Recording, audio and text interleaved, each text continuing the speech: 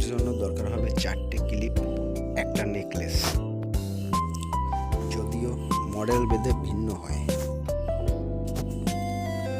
তবে যে কোনো মডেলের নেকলেসই তৈরি করুন না কেন, তার জন্য আপনাকে আগে সেই মডেলের একটা নেকলেস বাজার থেকে সংগ্রহ করতে হবে।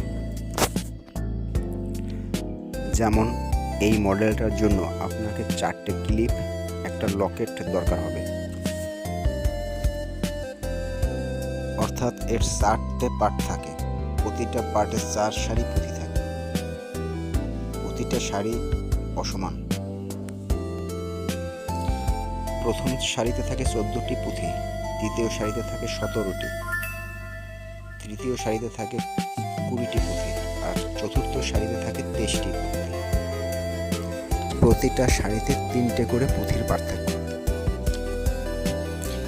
এবার আসি ব্যবসার কথায়। পুঁথি, ক্লিপ, মজুরি বাদ দিয়েও প্রতিটি মালায় প্রায় 45% থেকে 55% পর্যন্ত লাভ করা যায়।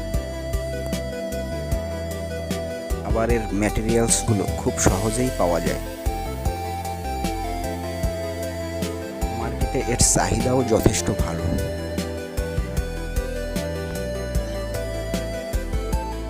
আমাদের এখানে এরকম একটা মালা গেঁথে দিলে 6 টাকা মজুরি দেয়।